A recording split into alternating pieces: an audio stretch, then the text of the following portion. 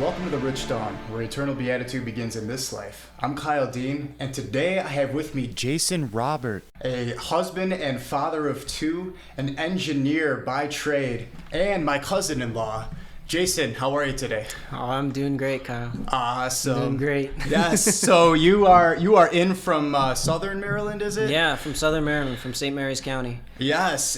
Visiting the family, and we had a rare opportunity just to get together, and we said, you know what? Let's just address manfully the world, I guess. Yeah. You know? Yeah. All with coffee and cigars. Yes. Yo, I'm gonna hop right in. Actually. Hop right in, man. You know, just a family Saturday. This is what we're doing. You know? Yeah. The wives are out with the kids. Yeah. How often does this happen for us?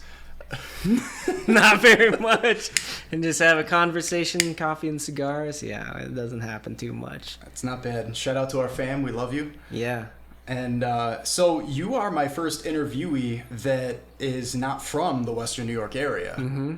So it'll be interesting, like, you know, what God puts on our heart to get into at this time. But I guess we can just start with, like, you know, obviously I know that, you know, you're from the Massachusetts area, you know, French Canadian, half Chinese by blood. So, you know, there's a big French Canadian presence coming over into Massachusetts from the Canada area. Mm-hmm. But beyond that, I don't know. I don't know what I don't know. Like, tell us maybe about your roots, how you end up in Maryland, whatever you want to talk about. Yeah.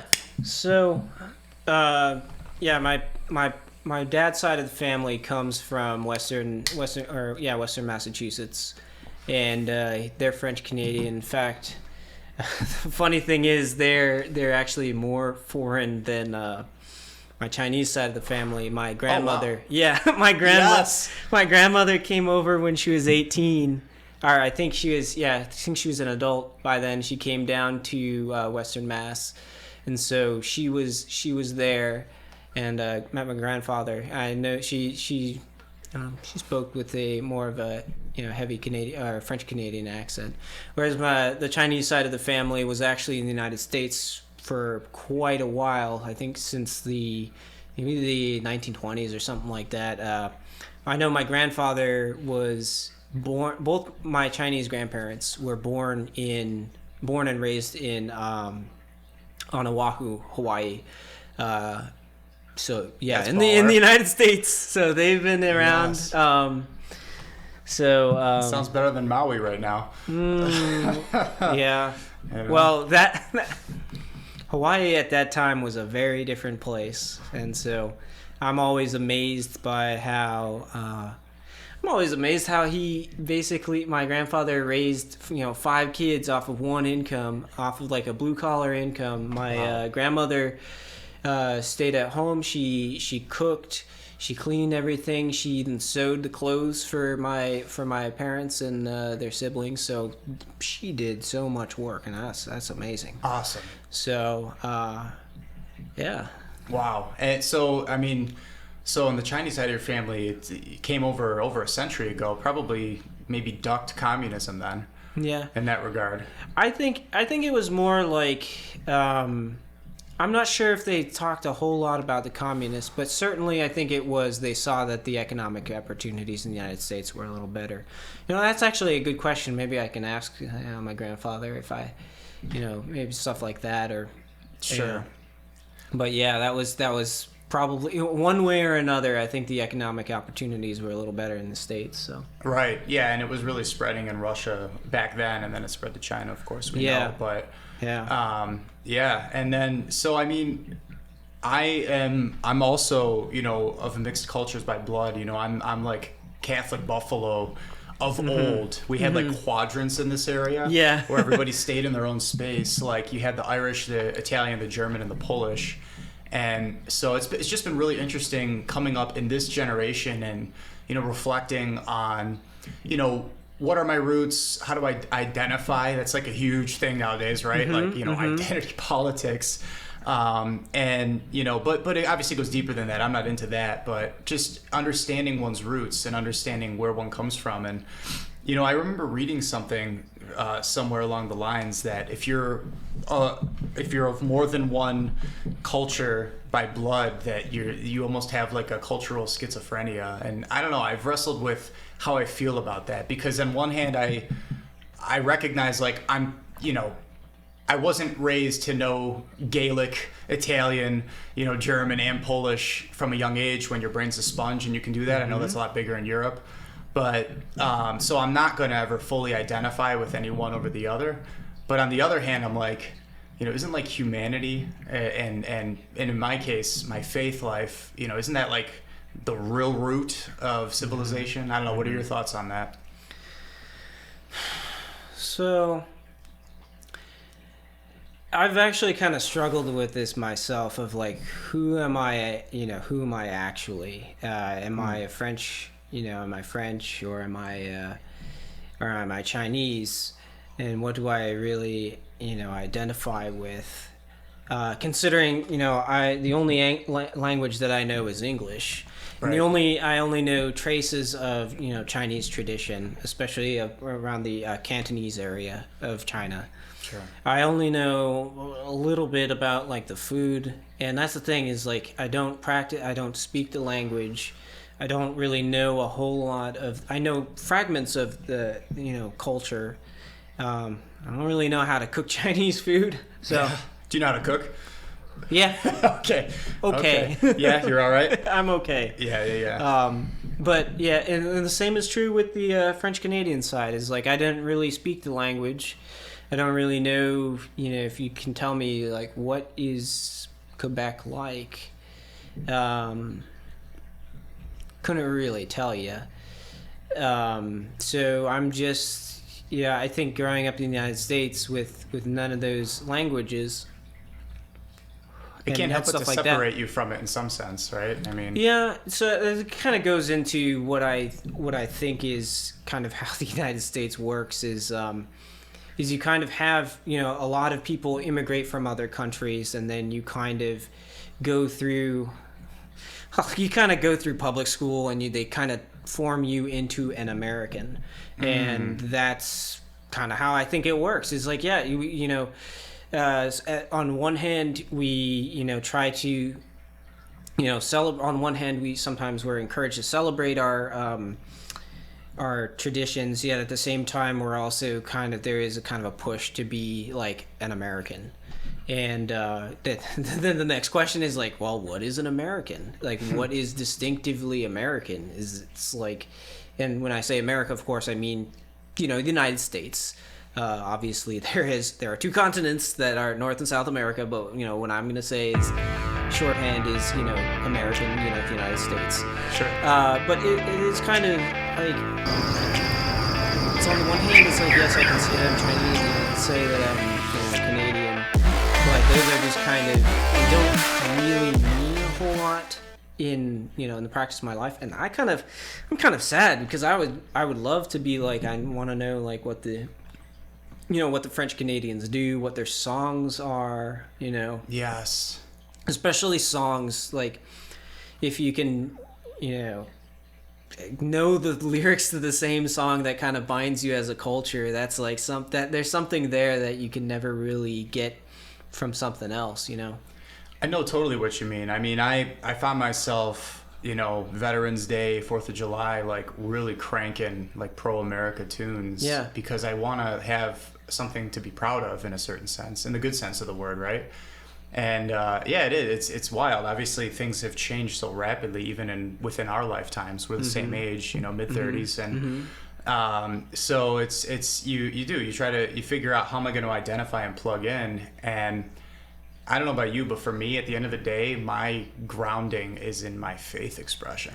Yeah, and I think that's when I go through and say, what is the ultimate, like, what is kind of the ground, the bedrock from which all my other, sort of, what is the the hierarchy of different, identifications, like, say, okay, well, I'm, a Marylander, and then, but then over that, I'm, an American, over that, I'm Catholic.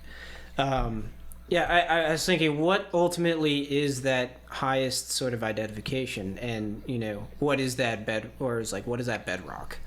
And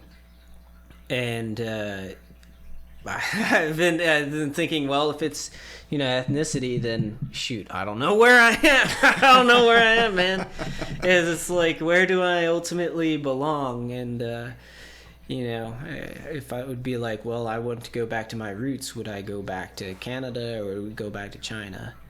I'm not sure if I want to go to either. Yeah, I know what you mean, man. Yeah, it's wild. Yeah, kindred spirits, man. I mean, we did Italy for our honeymoon. Yeah. And of course, so I'm part Italian. Yeah. And it was incredible. I'm blessed in the sense that, we were basically forced to choose between Spanish, French, and German growing up in public school. And, I ended up with Spanish, and I did quite well. I'm thankful for my education, but I chose it pragmatically. Even back then, I remember it was because they really hammered home the point that Spanish is the second most fluent language in this country. Yeah. So I was like, absolutely. I might actually use it, you know? And later on in life, again, bringing it back to the faith, we're both practicing Catholics. I spent 10 years in university from school to university sticking with Spanish, and I did a minor concentration in it. So I went deeper with it than many do. Some just do the 6th or 8th grade and call it good, But what I'm so thankful for is that I realized that it ended up connecting to the mother tongue, Latin, in the West. So that worked out in some sense, but still, if I were to go to, obviously, if I go to Spain, I would just really love the food. Yeah. Like I love all food, but when I was in Italy, I'm like, I don't know as an adult if I'm going to shift from Spanish to Italian. It's similar, but there's a lot of nuance there. Like I remember one of our professors in college was teaching both, and she made mistakes a lot when she would teach us the Spanish because they're just so interchangeable. It's like, I probably could pick up the skill if I spent my time on that, but I don't know that I will, or that it would be pragmatic. So how do I find my roots in all of that? You know what I mean? It's, I don't know.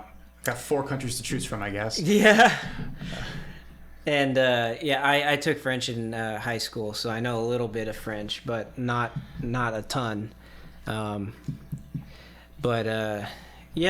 just kind of say it's like I'm an American, but then I stop and ask, is like, okay, what does that really mean? Is like, what are these kind of like the common markers of different cultures of like, well, what food do you eat? Like, what language? Okay, I speak American English. But like what kind of food or songs, and sometimes I have a hard time kind of identifying with some of the American culture because I think that it's pretty secularized now, and so it's same kind of, that's why there's kind of this jarring notion of like a lot of the United States is all about like self-identification, and you forge out your own destiny, and you that sort of thing, which is, in some ways it is kind of true, but at the same time this sort of, I don't know, the sort of creeping assumption of like the liberal notion of, well, okay, well, we have all these different religions, and let's just kind of set that aside for, the real thing, which is like material well-being. And that sort of ethos is something that I don't really agree with. I don't know. It's kind of like if you were trying to put your finger on exactly what American culture is, I think that's kind of hard. That's what I'm trying to figure out. Totally. Well, yeah. I mean, for me, it's like we have a very, it was like a Protestant Masonic roots, at its founding, which is antithetical to Catholicism, which I was raised in. Yeah. And I didn't identify with Catholicism growing up either. Yeah. And that was just because of my own circumstances and upbringing, and people preaching it versus practicing it. But then as an adult, I came into, in my ongoing constant, quest of discovery, like personal roots. How do I identify? What do I identify with? And I realized, like, wow, there's some super compelling things out there, like the fact that, Jesus Christ founded the Catholic Church. No reasonable historian, scholar, everyday person, theologian debates that. So it's like, well, that seems like that church has a lot of authority then. But do I believe in Christianity, right? I mean, there's steps and layers to this. Do I believe in God in the first place? And that's the journey. But with America, there's, you've got of course, the British connection. You've got the colonization that happened. I mean, a lot of times it depends on how far you want to take it too. A lot of people in our country don't know their history or even bother to think beyond this generation, which obviously does a disservice, because education's important. And especially knowing, I feel like this is the common, what I've observed sometimes is there's just no interest in where we came from, and they might not express it, but it's like what is our destiny? There's not a whole lot of discussion about that. It's just kind of like, well, what's going to happen within my lifetime, as opposed to thinking like, what is our source and what is our destination and what is our ultimate destiny. People don't really talk about the telos. Yeah, exactly, the telos. Well, maybe that can help sharpen what our focus ought to be on in terms of how we identify. Yeah, and that is actually interesting that you mentioned that, because some of the times you can say, whenever I talk to other people about, well, what faith is and, what a religion is, then they can say, there's all these religions out there. How do you know which one's the right one?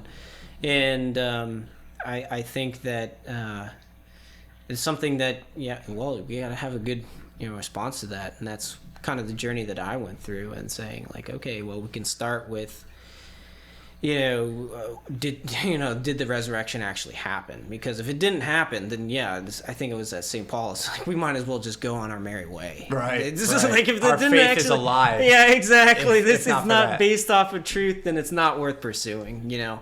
But and then you start off with, actually no, it did actually happen. I think it seems, from what I've gathered, it just seems there's just no good explanation otherwise. This actually happened. This actually, rapidly spread through the Roman Empire and, transformed it. And actually, if you look in, things like going back to, like,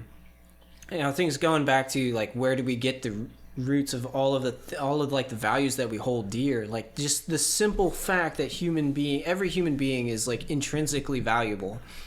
Preach. That where does that come from? That doesn't come from really anywhere else other than Christianity, and it just doesn't. It just doesn't. I mean, you could say that some places, had some other cultures might have had some sort of some people are worth it, but those prostitutes, they're not worth anything, or the slaves, they're not worth anything, or even the most terrifyingly, it's like even the inevitable offspring of prostitutes, you could just throw them away because they're not valuable. Well, just anyone is open to things like abortion or vasectomies or euthanasia. I mean, these are all, a lot of people don't realize these are actual transgressions of the fifth commandment. Killing doesn't just mean murdering someone physically, it also means spiritual murder. And also the cutting off of the fullest expression of life from conception to natural death. So I mean, we could get into how contraceptives are really the root of a lot of abortions as well. But you're coming at it from a different angle, which is interesting. Like, but it's the same overall concept, right? It's like that throwaway culture, even up into and including the throwing away of humanity itself, human life. Exactly. And that's what I've seen too. Is if you throw away, in like say, okay, there are certain people who are not actually persons and don't have that. Yes, it's a human being. Sure, we can agree on that, but it doesn't have that intrinsic value. I think if that's repeated and proliferated through the whole culture, then you can say, and then the question is asked. You can ask the question is like, why is humanity in general or intrinsically valuable? When we talk, I think you go into the talk about, machines and AI, it's when people are, it seems like they're prioritizing the progression of these machines and these and these sort of things as opposed to individual humans, then well, that's probably the just the logical progression of what we were just talking about. How you don't have individual humans don't have intrinsic worth. Then I think it progresses up until you have these other horrors where question, what is the value of humanity itself? Humanity is a scourge on the environment. So we got AI. AI is ascending as we speak, right? Mm-hmm. And they're saying that with AI, that nightmare scenario, yesterday's sci-fi is tomorrow's news, that humanity would kind of be viewed as a virus in a certain sense. And sadly, fallen humanity, so long as it remains in its secularism, I mean, there's kind of a point there. Yeah, I mean, if we that's the thing is, like, if we're not intrinsically valuable, if our goal if our ultimate purpose in life is not to seek God and love him and serve him, if that's not it, then what is it? What's the point? This is actually going back to what my sort of crisis in my 20s was, is when I fell away from the church. There was a couple years where I just stopped attending mass, and I just said, this is all silly stuff, and right. So that's where I was. But then I almost immediately confronted, well, what's the point of my life? What is that point? If it's not God, then what is it? And if that's also the case, what is the point of, say, the United States? What is the ultimate end of the United States? What is the ultimate end of, humanity? What's the point? If there is no God, there's no ultimate goodness, there's no ultimate point, then why can you really say that there's a point to existing? And that, of course, dark stuff, man. No, it was super dark. I mean, it's super dark, and I think the only reason why, I'm kind of laughing about it now is because I realize that, even if I thought about it this way, it's like, even if we can use all of our logic to come to the conclusion, just strictly logic. And come to the conclusion that humanity is not worth anything. If there's no ultimate destiny, then why even exist? It's like, I think most people would still choose to exist, and they'd want to. And why is that? And even if we go through, all of our logic to say, what if we truly believe that, okay, yeah, actually life is not really worth anything, but we would continue to exist. Why? And we would have this something in us to say that we'd still want to exist. Why? And I think that the concept of God, what other people will say is, whether it's like that ultimate goal, that ultimate goodness, that ultimate truth, beauty, and goodness. I think everyone has that sort of desire in them. I think it would be, insane for someone not to have that desire. Maybe they have their reasons for thinking, oh, that's impossible to get there. Or that's, but it's there, I think. So I think that was part of it. But the real thing that got me back to, to being a practicing Catholic was one of my friends who said, hey, you're Catholic? And I'm like, no, I don't know. And he's like, well, why don't you come back to Mass with me? And so I said, okay. Wow. And so that really is like that friendship and relationship. Yeah, exactly. Relationship. And so that's kind of how I started to go back, and I started to go back and ask the questions of that a lot of my secular friends at the time were asking, and I was kind of unarmed. I was unarmed. I didn't know. I had no idea why the Catholic Church was so adamant against things like contraception. I could definitely talk to like abortion, which I think even from a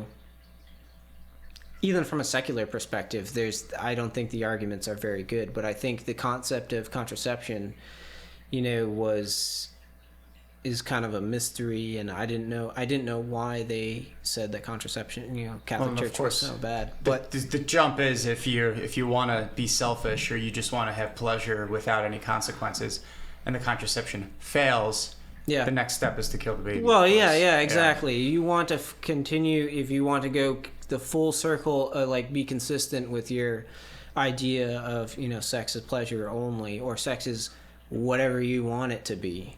Then you can say, well, whatever baby results is whatever you want it to be, and if it's just an annoyance or an impedance to my life, then I got to get rid of it. And that I think is that's that whole, to take that whole ethos together. And right, I don't think that's right.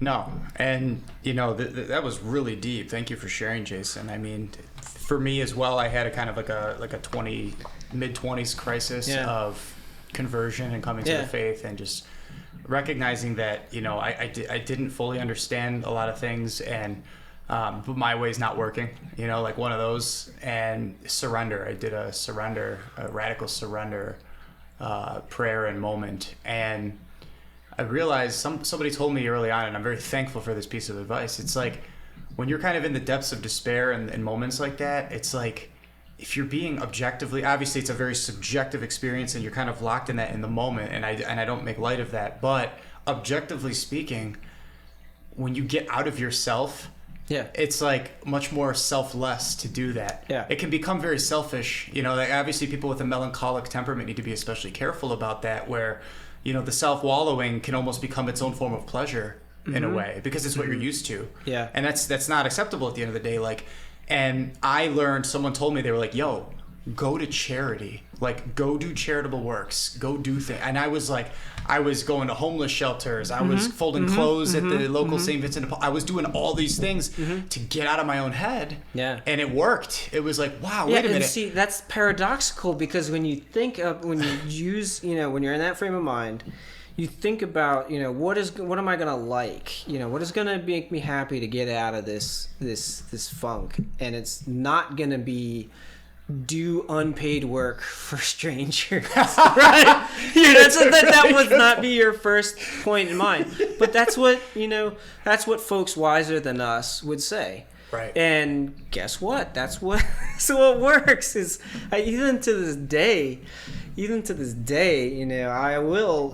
find myself getting caught in the same sort of collapsing. Oh yeah, the world's kind of collapsing. There's all sorts of stuff that's going on. There are these unanswerable, it's brutal out unanswerable right philosophical questions, unanswerable political questions. Yes. And then what breaks that is not reading another news article or reading just the right treatise.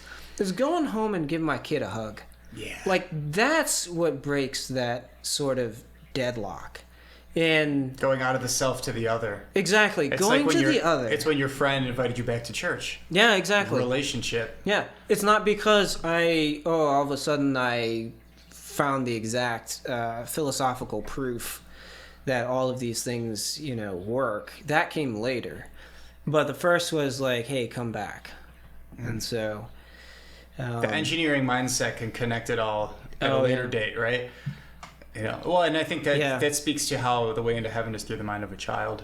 That is very true. I think that is very true, and I think that to the extent that we don't think like children, that's where we get all complicated and we kind of drown out what we truly love and enjoy. Things like just adoration of the simple things. Like, I know it sounds silly, just actually looking at like a flower that's blooming, actually literally stopping and smelling the roses. I know it's super cliche, but when you go and appreciate what you have in front of you, that yes, you did not solve those philosophical, political quandaries. You did not solve them, but it took your mind away from them. It took that attention away from those things, and you end up a little bit happier. Yeah. And I think that's more of what God wants. and that's what I found there's these.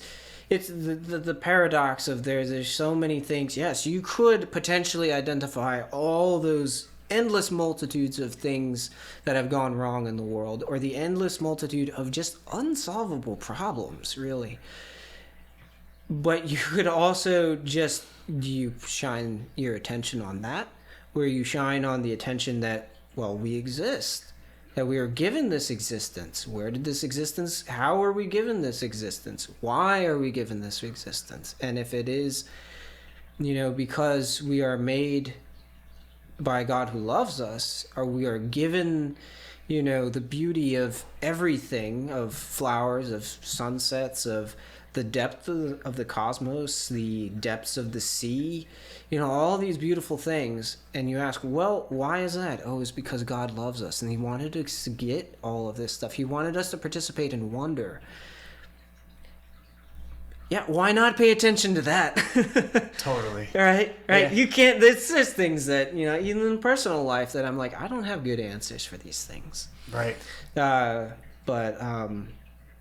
I think there's a lot of... You still have that hope. I was just going to say, there's a lot of hope out there still because, like recently I had on a young man, he was almost half our age. Yeah. And he just came on and he's like, listen, it's simple. It's like, the longer you wait to have kids, you're robbing yourself of that discipline, that selflessness, that that maturity. You're robbing your children and your children's children of their time being able to spend with their grandparents and all of these different things. And it was just like so inspiring to hear a young man say this. It's like, hey, like if you're evenly yoked, you spend 6 months, maybe a year, you find someone around your age, and you get married. You get married and you be attentive to each other, and you are fully present for your children. Don't download your traumas onto them. And I'm like getting schooled by this young man, and I'm like, wow, like I would have loved to do some of those things. You know what I mean? Like, but it's true. It's like there are people that are thinking this way even now, and that's what it is. It's a decision. It's a choice to focus on the other. That's a choice. I mean, of course, you have to be like put together. Yes. Don't go taking on responsibilities if you're not truly ready for them. Yeah. But it's like also just recognize, like you just said, there's so much wonder in this life. If we can get out of our own head and just, participate in it, experience it, smell those roses. Yeah. Hug your kid. Like, I mean, that's it. Ask him silly questions. Yes. I was just gonna say, what's it like as a dad? Like, I mean, another cliche, but it's hard to really explain. It's the depth of, sometimes it's the, I'm all about, being a full picture. I can be kind of a pessimist sometimes, but but you see the full picture, and the full picture is there is just no kind of joy, and it builds. It didn't start off that way. I think it really came into stuff about being a father really, I mean, it's still clicking, but some of it really didn't click until a couple of years in, where you just realize, actually it is a profoundly satisfying position to be the man who uses his strengths and talents so that your children get the love that they need, like the love and attention that they so desperately need. And to be like that provider. And that is actually far better than, even things like pursuing like philosophical ends, intellectual stuff. But, what is actually truly good, just very simply, is just being, the giver of love, to love your kids and to know that, they grow up with love. I mean, they can, that's what I think is, it's just very simple. Yeah. It's hard. Right. It's hard when, when they're screaming, when they're, in the middle of the night they're screaming, when they're screaming for no reason, when they get mad about something that, have you been listening in told... on my last week? I know. Well, I feel like this is the same. It's like a very similar experience for all parents. Yeah, no doubt. The things like, okay, well, I thought we went over this like 10 times, but the fact that you are, when you take a step back and you say, well, actually, I'm going to choose to say, my daughter is up at 2 a.m. I have no idea how long she's going to be up. And yet here I am. Oh, I'm frustrated. Oh, I'm so mad. I am mad. But this is time that I'm spending with my child. Right. And I love her, and words kind of fail. And I realize, take into the wisdom that other parents have said is like, you just cherish these times. And I'm like, okay, I can cherish even the times when I'm mad and when I'm like, this is not how it's supposed to be. I thought this is, but I can choose to stop and say, I appreciate this. And this is a time that I want to be in my memory, because this is not going to happen for long. It's not going to happen for long. It'd no. be a blip. And almost, the paradox of saying, like, you might almost miss those times is, I think, I haven't gotten to that age yet, but I think it's going to happen. Absolutely. Absolutely. So, wow, we've touched on a lot. It's funny. I find myself repeating this time and again on these episodes. It's weird to say that. I always say this isn't a show. This isn't. Podcast fine, but this is real life. Yeah, you know what I mean? And one thing that I find myself saying to my interviewees time and again is, Saint Teresa of Calcutta says that the greatest journey of all time is from the head to the heart. Yeah. And it's like, it's kind of what you were just saying. It's like the intellectual pursuit can almost, you kind of put it on hold and just embrace the now. Yeah. Right? That ever-presence and also detachment, right? Yeah. That comes with responding to the babe. Oh, yeah. What you're never going to be in charge of your time. We actually talked recently offline about, like, wrestling with predestination versus free will. It's like, you get to choose your own adventure in the book, but you're not guaranteed. How did you say it? Like, you're not guaranteed. When I picked page 63, I thought I was going to the beach, but then I found out my car broke down. Yeah, exactly. It's like, you don't get to have control over how that's going to go, but you do get to have control over the detachment that goes into it. And also just, from the head to the heart, it's like, it's not about necessarily all that intellectual satisfaction. It's about willing charity in every moment of our existence. Yeah. Yeah, and choosing charity even despite pretty much all odds is like, you have you still have that choice of, am I going to choose, am I going to choose love, or am I going to choose something else? Am I going to choose to appreciate existence, appreciate things? And this is what, part of, I think this is like one of the fruits of detachment, is that especially in like moments of suffering, you appreciate them in a kind of bizarre way that is totally alien to the culture that says, you should avoid suffering, and if you're enjoying, you should avoid doing things for free to strangers. Exactly. It's like, well, that doesn't seem like you're not changing the world, so what are you doing? Yeah. But it is. It's more along the lines of saying, how do I appreciate, every moment of existence, even the moments that are unpleasant and times of suffering. Sometimes I find it's, one of the other kind of crises that I had in my 20s was when I was, I made it in terms of the world, secular world. I had gone through high school. I got good grades. I got through college with a practical degree, an engineering degree. I had a job. It was very stable, and I got the car that I wanted, and I was miserable. I was like, what is the point? I got here, now what? And I was kind of miserable. And in some ways, I kind of feel somewhat miserable, especially things at work. Work sometimes has its moments of being drab, but I think it's like some part of me is also saying, like, okay, well, appreciate this too. Like, think about this, man. You got, in terms of, the material things you've been, these are all, good things. Sometimes I get bored, but it's like, okay, now the question is, how do I appreciate this time? Even if I am bored, how do I, appreciate it. Right. I'll get back to you when I figure it out. Yes. Because it ain't happening right now. Well, thank you for your humility and honesty. And this is just a snapshot in time. Who God only knows. Maybe this will be around long enough that our kids will see it someday. And I think I'm out. Let's get it going. Yeah, let's start her back up. All right. We'll be right back after these messages.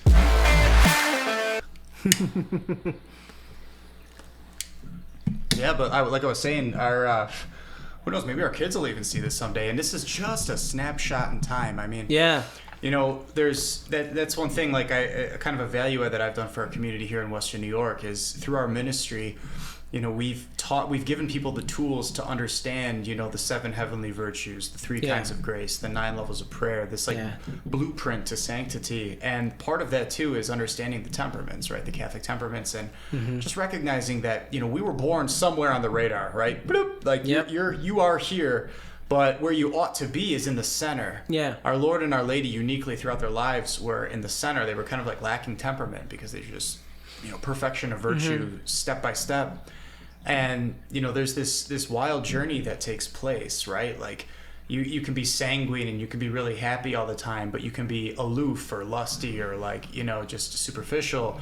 And you have to kind of overcome that. And then you might end up taking on the notes of a choleric where, you're like, you're focused, you're taking on the arduous, but you can be angry and you can kind of that passion flares up a lot. And you have to learn how to detach from that as well. And then you can shift into melancholy and, where you're sad and, and you have to overcome that. And then you can shift to being like a phlegmatic where you're really, really balanced and cool, calm, and collect. But you could, with that can come some laziness. And these are gross simplifications. I mean, this obviously a very complicated topic. Of course. But at the end of the day, you end up venturing on this journey and you want to get to that center where at the end of the day, you don't have any antecedent emotion where you're reacting, where you take life from your predisposed inclinations. You more just react, consequent emotions, but the reaction is perfectly proportionate to the circumstance. And, obviously the name of the game there is detachment. So you said you'll get back to me when you figure it out. I'll get back to you when I figure that out too. Well, actually, that brings up one thing that I've been personally thinking about is, so we have these, and maybe I think it hasn't really been explained to me, and I haven't really had a conversation about this, but how does one reconcile the two things of the fact that God wants us to be he wants all of us to bring our unique capacities. He doesn't want us all to be the same. He doesn't want us all to be the same saint and, us all gravitate towards being, the same saint. And yet there are things that are, yes, common to all of us. In fact, that, yes, it's true that all of us should strive for the same kind of virtues, the same virtues. And what you were saying is trying to make sure that all of us should be focusing back to the center of, instead of just being, choleric, phlegmatic, sanguine, or melancholic. Instead, all of us humans should be going towards that center. And yet, how do we? What do you think about that? What do you think is yes, we are really, gardens are beautiful not because they have the same exact flower, but they have this variety of different flowers. And I think that's actually an essential part of, the beauty of God's creation is that we have this variety. And yet at the same time, there are certain aspects that we all should go towards conformity. Have you thought about that? Absolutely. I mean, daily in the life of our ministry, my role is to help souls along in that. I've been asked in this area, I don't know if I've shared this with you actually, because it's been some time since we've been together because of the distance, but I've been formally asked to be a spiritual director, which is strange for me. Yeah. Because, I'm not a priest. Yeah. I recommend people, find a priest or a deacon by default if you can.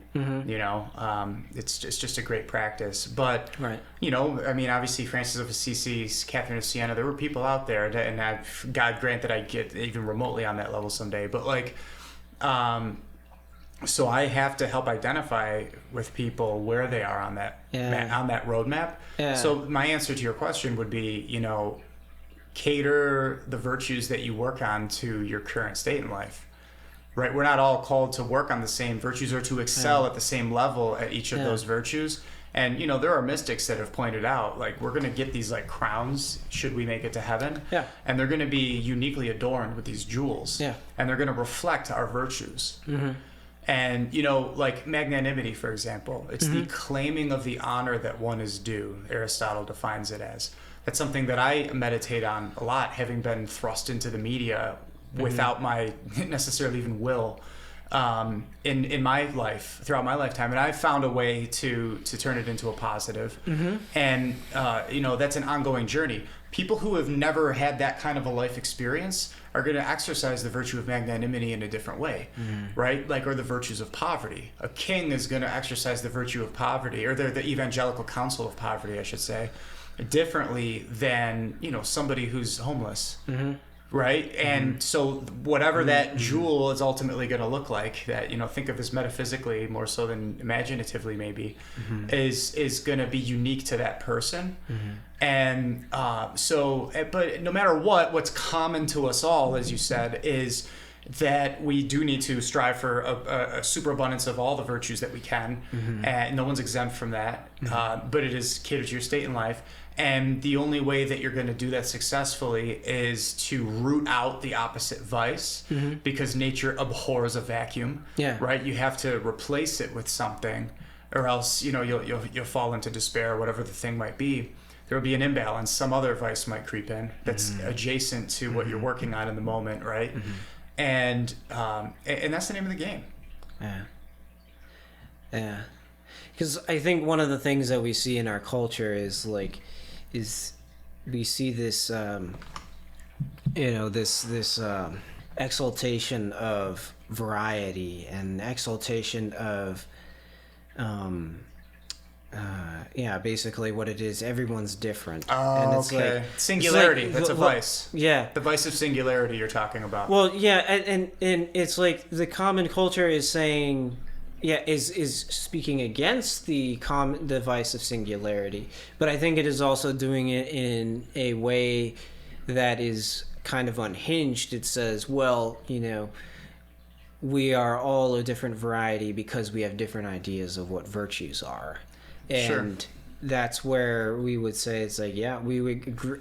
The part that we agree with is, yes, there are varieties of different people, but I think that when we, say that, this sort of self-determination is a virtue, whereas, as opposed to humility, right? It's thinking, yes, we have all these varieties, everybody's different, but it's like, but there are some activities, there are some behaviors that are vices, and those are objective. Those are not like, perhaps it's hard for people to, reconcile the two, that actually I would say there are an objective set. There are objective values, and I don't know. What you're watching right now is me trying to figure out how to explain this. Sure. but it's like, it is kind of like, oh yes, so you have your variety. It's like, oh yeah, well, this person believes that homosexual behaviors is good. It's good. It's being myself and stuff like that. And then we would say, no, that's not, there are limits to, that level of self-expression, and there are like things that, exactly. Heterosexual sexuality has, guardrails for what we would consider virtuous and vicious as well. Yeah, and I think really the maybe what you have to contend with in the beginning with that is like, well, you can say, it's not this whole idea of variety naturally leading to, we have different ideas of what virtues are. I see what you mean, yeah. There's the confusion between saying like, everybody's different, and that means there's no universal set of virtues. Right. Which I would say it's like, no, actually, I think there are a universal set of virtues that I think we can all agree on. It's just Well, how do we get from rational minds might agree on. Yeah. And know, then not to the make real light of the real anything. question is like, where does the fullness of like a reasonable position, what are the characteristics of a reasonable position, And that's where you get, what are those rules of engagement? That's a great question. And it's yeah, you took it in a few different directions there. At first I was thinking like singularity in terms of wanting to stand out. You can see that in the manner in which people dress, right? Obviously the virtue opposite of that would be modesty. Yeah. Like just these unique forms of self-expression within a culture you kind of mentioned. And and there's a baseline, and then there's going off the deep end, either by excess or deficit, right? That's virtue always lies in the mean here. Yeah. But then when you're talking about expressions of even human sexuality, I mean that's deep, because that goes back to the very beginning of our conversation where we talked about how one identifies with himself. Yeah. That's like such a supercharged concept nowadays. Like, I am my sexuality is prevalent. I am this. I am my job. I am whatever that might be external to me. I am these things that are going on within me, but at a bodily level. But we would say, to transcend that, like I am it's about the theology of anthropology is what mankind has kind of lost. I am a soul body composite. Yeah. My soul has intellect and will, and some say like memory. There's like this trifecta. St. Bonaventure, the seraphic doctor, was big on saying that that's a hint that philosophers can notice that there's a Trinity, even though it's you can't learn about the revelation of God as Trinity from philosophical level alone. That's a theological that's something that only God could have told us. Right, but there's still these hints. It's like ingrained in us because we're made in his image and likeness. And, so, and by the way, the intellect has to be your king, right? Earlier I was like, just move from the head to the heart. And you responded saying, well, people, it's like, how do I know what that means for me? And that's where the danger comes in, right? Because you don't just will based off of this subjective notion of what you know to be true. There is an objective truth. Yeah. And that's why the intellect does have to be your will, the intellect has to be your king, even though the will and your heart is your queen, right? Yeah. The theological virtue of faith resides in the intellect, but hope and charity reside in the will. Yeah. But you have to will under the aspect of, of truth. Yeah. You Otherwise, can't will something that's it's bad if you will something that's false. That's where it gets hijacked nowadays. Yeah. Because people don't think like that, and they think my truth is my truth and your truth is your truth. Live and let live. And that works until, Hitler hits the scene or whatever. Yeah, there's eventually the train wreck of when wills collide. Yeah. Yeah, in fact, that's one of the things that I think about is like talking about these concepts and like having the prudence, because sometimes because I want to talk to people and I want to listen to like what they've come up with and stuff like that, and so sometimes there'll be times... Thank you for the cross-examination, by the way. That was cool. What is that? Oh, you were like, what is it? What do you think this means? Like, oh yeah, I don't always get that. Well, sometimes I get confused about exactly what we mean, especially with like singularity. It's like what I was saying with singularity was I was thinking that everybody converges to one type or something like that, as opposed. But you were saying singularity is like the idea of to say, hey, look at me. Stick it out. Yeah, exactly. Yeah, as a sort of like vanity or something. But yeah, going back to going to this idea of making sure that our wills and it's not just the will. One of the things that I try to I'm curious about what other people think about these ultimate questions, and sometimes the only interaction that I have, or the large interaction that I have, is with the people that I work with, and I work in quite a varied community with the engineers. Seems to be the norm in a lot of white-collar jobs today. Yeah. Because I work with somebody who is, self-proclaimed atheist. There's someone who is Muslim. There's someone who is Protestant. Sounds like a bar joke. Yeah, I know it is. It seems kind of like What's there's the one guy. punchline? Well, somehow we managed. So you get along? We do. Wow, that's the punchline right there. That we get along, and that is God. like, yeah, it is, and this sometimes I wonder, is this prudence? Is this or is this just cowardice of not trying to push the point of, this is the faith that has been the faith that has been passed to us from the time of the resurrections from the resurrection. Right. Transmitted to the apostles and kept alive through the tradition. And which is, by the way, a continuation of authentic Judaism as well. Yeah, exactly. Right? So from the very beginning. And it's not, opposed to the Bible. In fact, it's right. very, it's ancient. Yes. Yeah, exactly. From a long time ago. And so with that in mind, it's like, how do I go to... how do I walk with, folks that are very, opposed to that? And like, what are the, sort of questions of, what is the sort of temperament to go towards that? Do you, because what I've observed is like, if you just go, it seems like if you just go hard apologetics, that's not always going to work. Sure. There are absolutely some people who are, converted by philosophical arguments. I think Ed Feser he actually Sure. looked at the, philosophical argument. Oh, you can keep that in. You can see, hey, this is how things I will. Yeah, this is how things actually are, Yes. I'm no polished, linguist, paragon of perfect speech. Yes.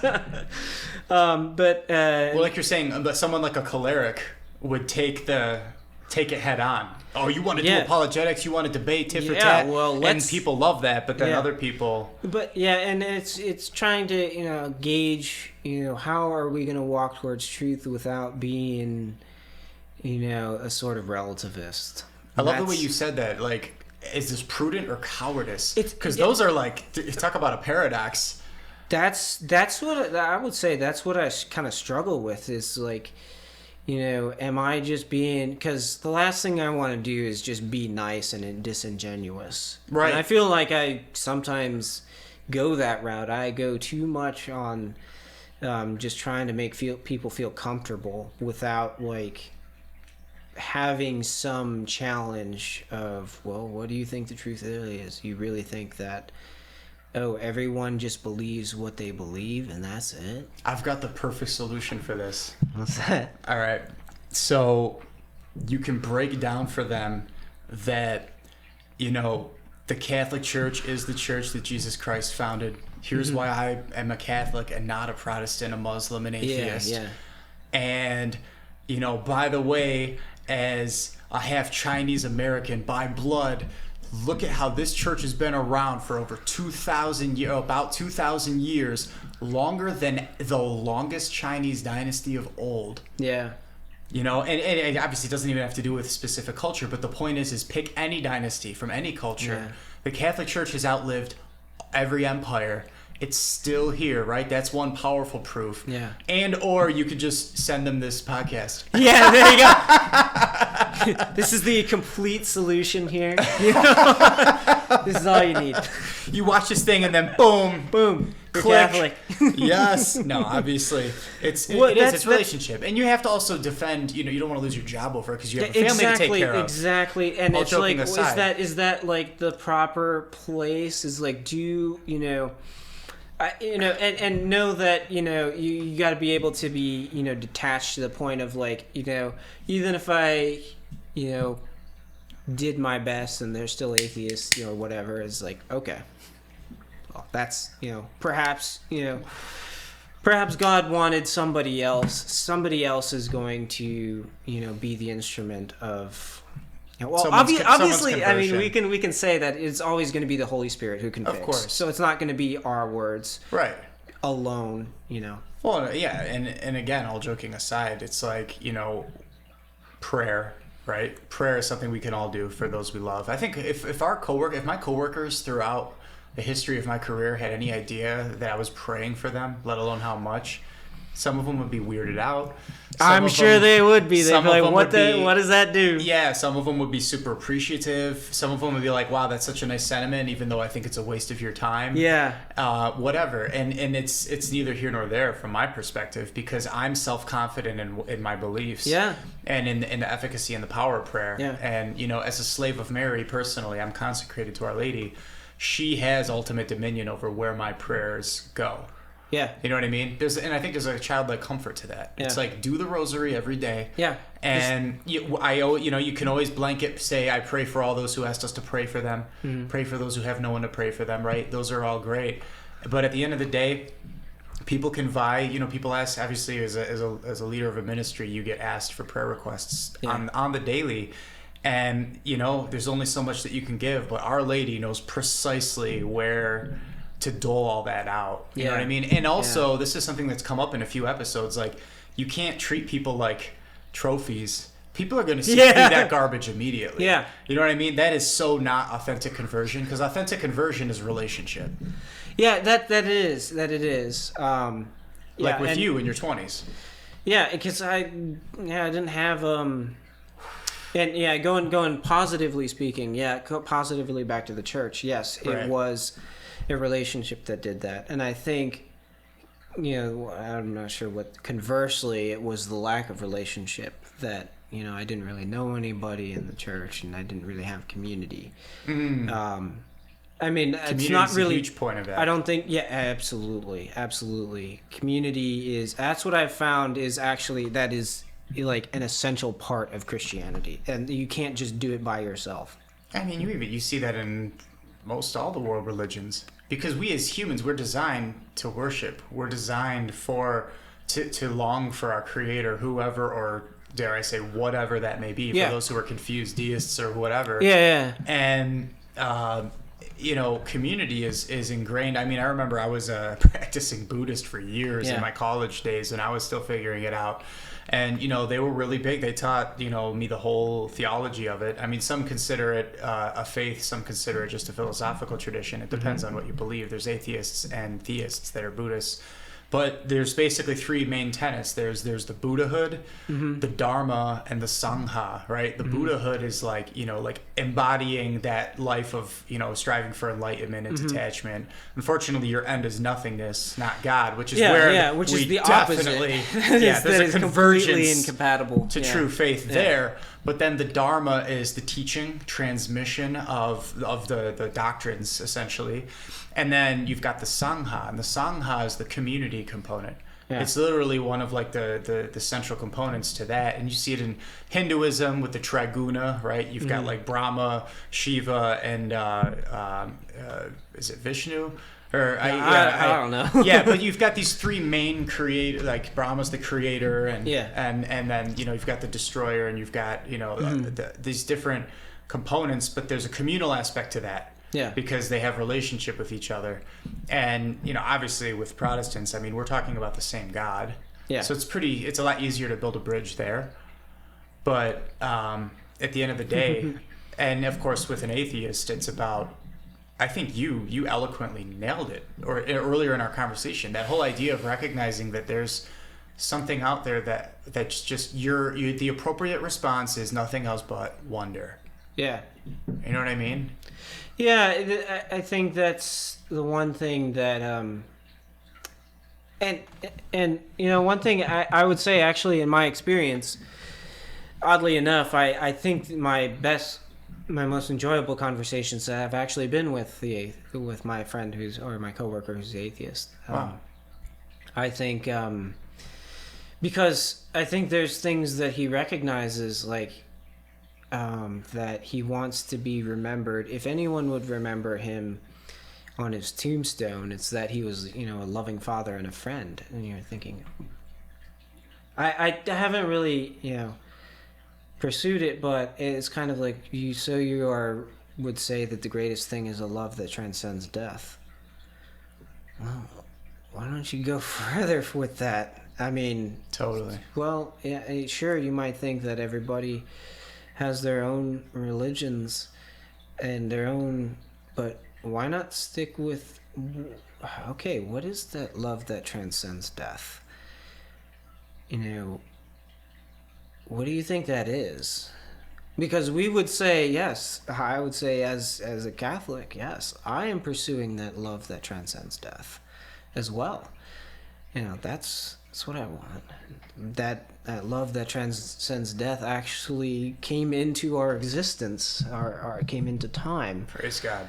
Yeah, and said that no, it's not just some some sort of abstract thing, but it is something that actually does exist in our existence. Right. if you will. Right. Well, and you know, it's I'm reflecting on, in some sense, you know, how we ended up here so organically on a whim, you know. Yeah. When I sent you an earlier episode when this community effort, it's really chiefly, it started for our region, for Western New York. Yeah. But of course, you know, the Catholic Church is universal. Yeah. You know, I sent you one of the early episodes, you were digging it, and you sent me back, you said, you know, this really reminds me of the importance that of communication. Yeah. Just having the ability to have that communication with the other, you know, break down the barriers. Don't become the proverbial like echo chamber, or you know what I mean, like because it's a form of self-absorption again, that you're incapable of learning from someone else, even if you don't agree with or believe in what they have to say. Yeah. But to seek to understand. And how did you say it? Like you were like, yo, this reminds me of some quote that I heard like that. Yeah, I think it was I think it was Jacques Ellul who said when communication breaks down, that's when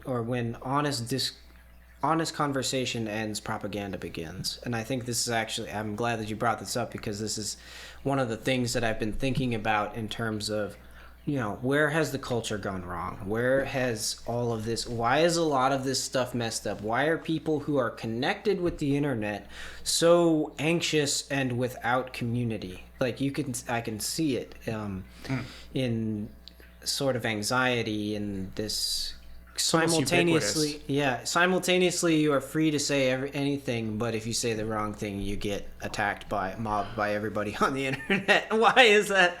But I think a lot of this is the fact that we've kind of lost a sort of ability to have just conversation, and instead of going with conversation and discovering, you know, what's true through dialogue, we sort of just have a one-way form of communication where we just have, these experts say this text says this is this, and you know, there's instead of having a two-way conversation, we just have a one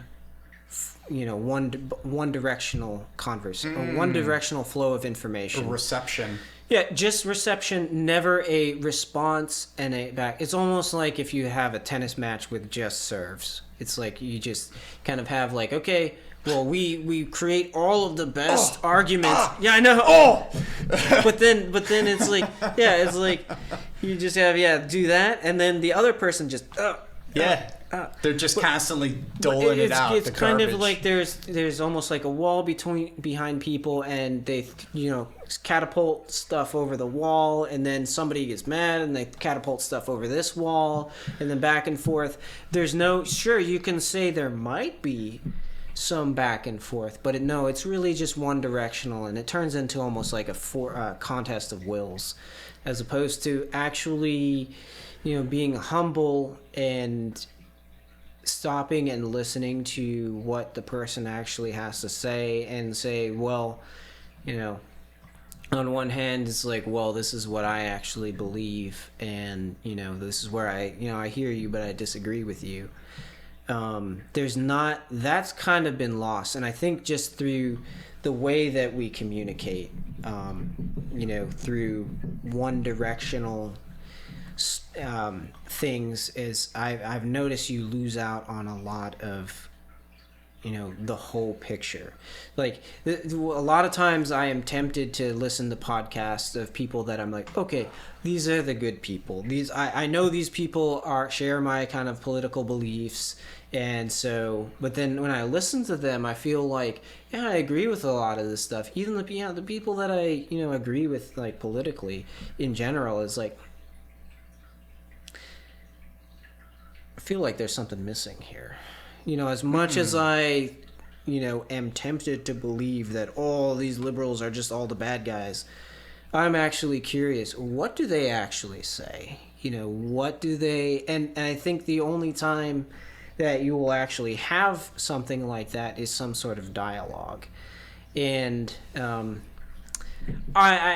not too naive to think that just simple dialogue is that's the solution to everything. Silver bullet. It's not the silver bullet. There are some people who will dialogue, and they will still use, still talk about things that are, that are just incoherent, that don't, make sense. Or that both sides are on a predefined track. Yeah, there's yeah, exactly. Because the news can do that. You've got you've got a group of panelists, but it's still propaganda. It still is, because they're on that track. They're not going to go off the track. They're not going to go explore and think, even consider, why do I believe what I believe? Right. And I think perhaps maybe the solution is like multiple dialogues, but I think dialogue is kind of the beginning, right? But the harder thing is, I think, living in communion, and I think that will reach the sort of anxiety that I think if you want to call them the left and the right, I think that's that's probably going to be. I think that will be life in communion. I think is something that is that the remedy. Yeah, because I look at this, because I look at my workplace. We're pretty diverse, yet we get things. We do have. I think we all believe very strongly in what we believe, right? And yet we're able to make things work. So communion on different levels, maybe. So yeah, there's community, living in cohesion, community. Yeah. But then there's, obviously the fullness of communion would be, as far as we believe, initiation into the church and living the sacramental life. Yes, because but not because you have to check boxes, but because you come to that fullest recognition of what God did for mankind, why He did it, and why it matters, and also who we are, not just who God is, but who we are in relationship to Him. Yeah, exactly, in relationship with Him and with each other. Yes. That's charity. Mm-hmm. It's love of God and love of the other for the sake of God. I have to ask you this, Jason, because this is really fascinating for me to ponder as well. I always kind of emphasize that I'm personally an apolitical person, because I believe that as especially as a spiritual person, a good director can direct people on either side. And also, I think that we radically simplify things here in America, where it's quite easy to control a narrative when it's just Republicans or Democrats, liberals or conservatives, the left, the right, the far right, which that goes back to in the Enlightenment. A lot of people don't realize where people were split in a room and whatever. But either way, whatever. The point is that. Was that the French Revolution? Yeah, I think so. Yeah, reality's a side with the ancient regime, and then on the other side, and the other side was the Republic. Right? Yeah, and I think that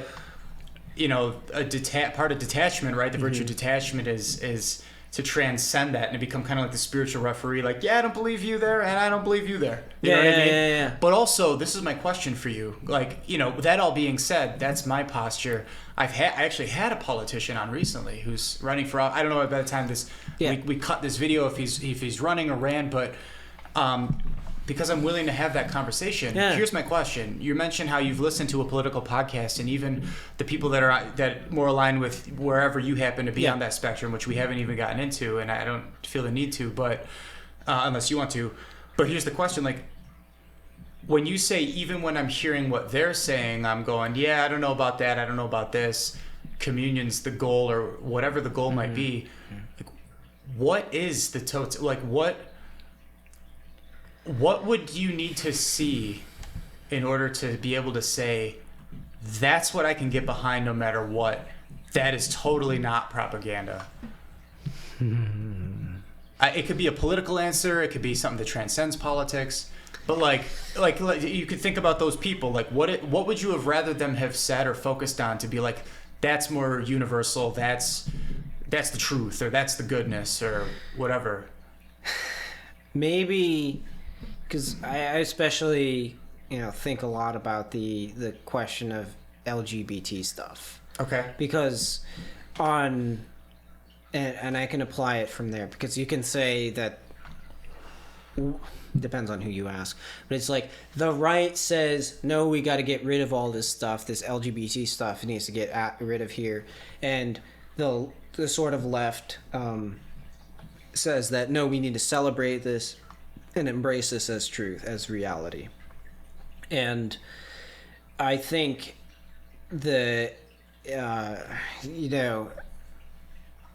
I think the left also sometimes insinuates that, oh, all of this is just driven from, just hatred and, just a blind obedience to the Bible. And the right sometimes they won't say anything other than like, these people are trying to undermine our society. And that's it. And what I'd rather see on the low-hanging fruit is to have a dialogue. Okay, what do you mean by you identify as somebody other than, or a gender that's inconsistent with your body?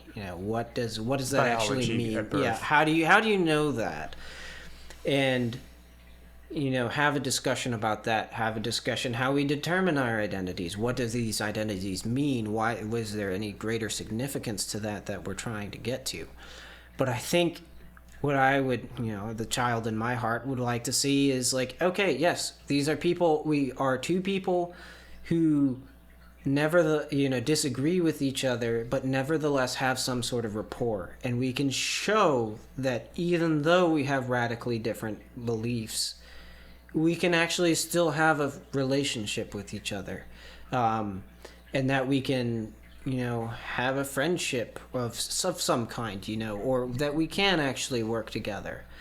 I know that sounds kind of childlike, but I think what I'm hearing you say is be able to that's what I would like to see. I'm not sure how realistic that's going to Sure, be. no, I hear you, and yeah, it's nuanced, right? Because what you're saying is the capability of having that conversation in the first place. So here's where it breaks down a lot of times, right? Like, one, I've seen this as a teacher, particularly when I was a high school teacher. I've done a lot of different grades, but like, it starts with the parents and how the parents raise the children. If the children are constantly having technology all the time, they're not going to have the ability to engage in a rational conversation or to be able to be faced with views that are different than their own, and they become anxious. It starts from a young age. And they literally don't develop the skill to be put on the spot and to have to defend what they believe, whether it's right or wrong. So a lot of times people have shied away from that format, open-ended discussion format, to coddle and protect. Yeah. And that's not going to work. So it starts with the parents. Yeah. But then also the other aspect is rationality. Yeah. Right? Like we can radically disagree, but there has to come at some point this ability to build a bridge of objective rationality, and if people don't believe in objective reality, that's actually a belief that could be like, okay, or an idea, a claim that there is no objective reality. Okay, right? Is that a claim that is true or false? Right. I don't believe in absolute truth. Well, do you believe that absolutely? Yeah, that's exactly. That's is logic. That a true or a false statement? Right. The principle of non-contradiction being what it is, but of course we end up having to meet people where they're at. But on a note, maybe the fourth wall is our families have returned from their walk. What do you want to do, Kyle? As from a father to a father, we shall practice what we preach by serving our families. Yeah. Jason, Thank you so much for coming on. Always a pleasure. Yeah, 100%. 100%. Yeah. Always a pleasure. Had a good time. Yeah, no man, question. when we've just begun. 100%, my brother. So much that we can go yeah. deeper into. So. No doubt. So thank you for tuning in with us. And if you like content like this, I exhort you, hit the subscribe button here in the top right. If you want to hear another perspective from a Polish American, check out this video about reclaiming civilization from barbarism. And to check out all of the different episodes of The Rich Dawn, you can again subscribe and check out the playlist. Thank you so much for your time, and God bless you.